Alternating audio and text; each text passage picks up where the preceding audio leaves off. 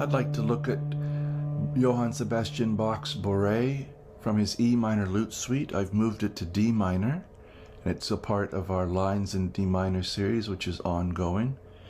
And I'll continue to explore this with you, but I'd like to show you this first part here. If you've not yet done so, I would appreciate it if you'd subscribe to the channel. Feel free to like, share, and leave a comment. If you'd care to leave me a tip, my PayPal information's there in the description below. We're going to look at the Bourrée in D minor now, inverted. So this means that the bass has become the soprano, and the soprano has become the bass. It sounds to my ears very much like a chorale melody now.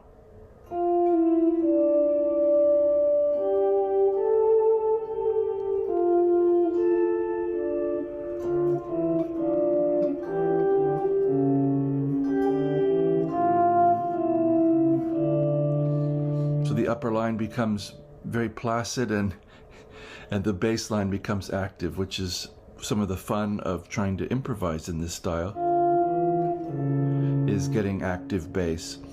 So I've compressed the registers in some cases so that we don't have to have wide leaps or open strings.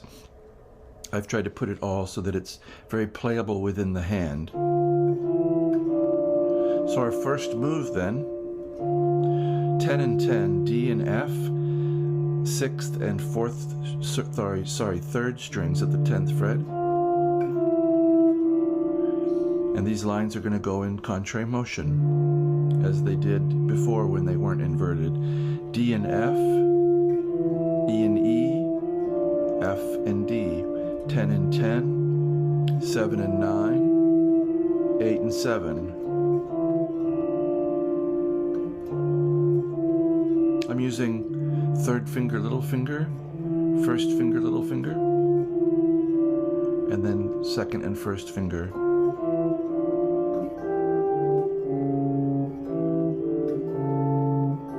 I think this is a really beautiful move here. So this is E in the bass with a G in the melody. I'm using my last 2 fingers, 3rd and 4th fingers at frets 7 and 8.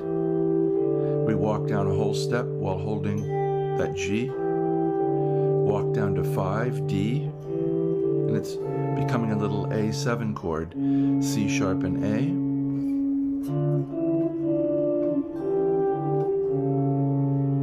So we have C sharp and A, 4th fret and 5th fret. And then we're going to go right back to where we were with a D and a G walking up to E. Passing. So this is 5 and 8 with 7 and 8.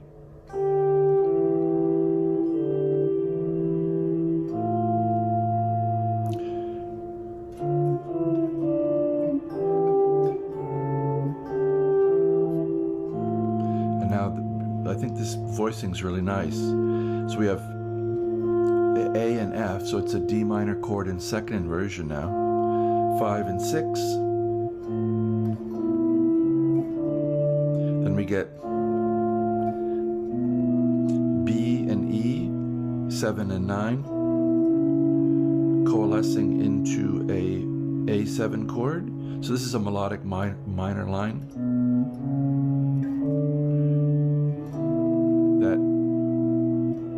That B natural isn't usually there in the key of D minor. C sharp is part of harmonic minor, but not natural minor. So what do we have? 7 and 9, 9 and 9, 5 and 7 Ds, 5th fret, 7th fret. And I'm hoping this can lead you into improvising slowly and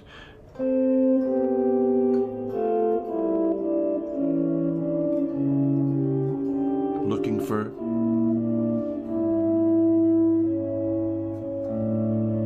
other things.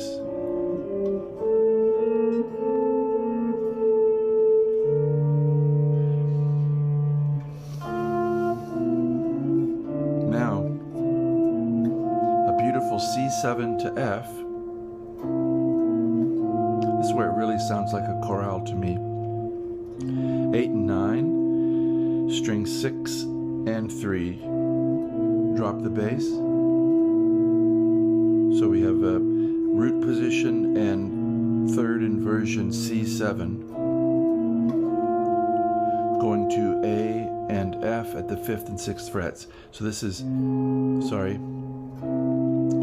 8 and 9, 6 on the 6th string. Nice split. A and F, 5 and 6. Now I did an, instead of octave jumping, which would be going down here into the register where we don't have a low D and I don't want one.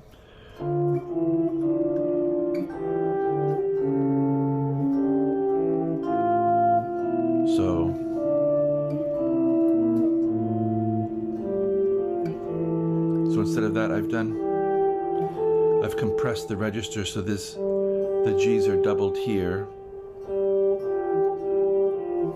And it's this nice line. G and G, 5 and 8. Going down to F at the 8th fret of the 5th string. 5 and 8 on the strings 4 and 2. F passing, and they're going to go in contrary motion again. E and A. So part of A7. 7 and 10th fret of the 5th and 2nd strings. So any of these moves would be good to practice just on their own. Let's see.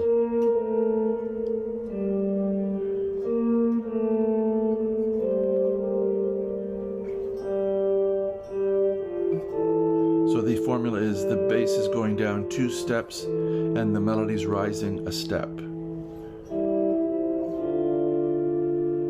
How about, that's the one we have. Then what do we need? A's. Here's all the cousins then. Then what do we need? C's.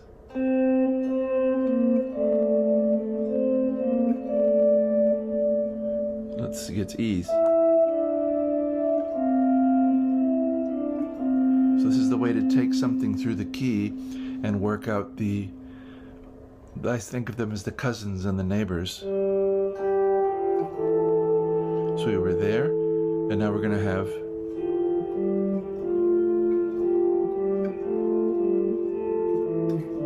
this line to wrap up. So this is F and G, 8th fret of the 5th and 2nd strings. We're going to walk up to G, 10th fret, I'm using 3rd finger, and we find ourselves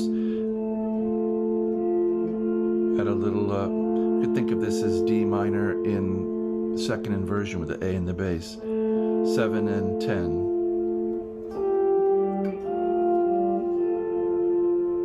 It really sounds like a chorale to me. So walking down from 7 and 10 to 10 and 10. Then we split and get F and A, 1st inversion, D minor, 8 and 10, 7, and then we coalesce into an octave.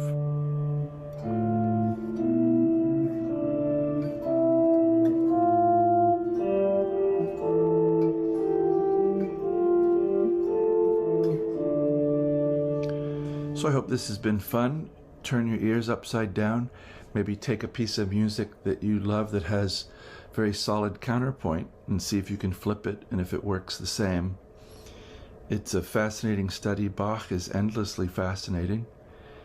And I do hope this does inspire you and motivate you to look into the material. And as always, I do wish you a very, very good day.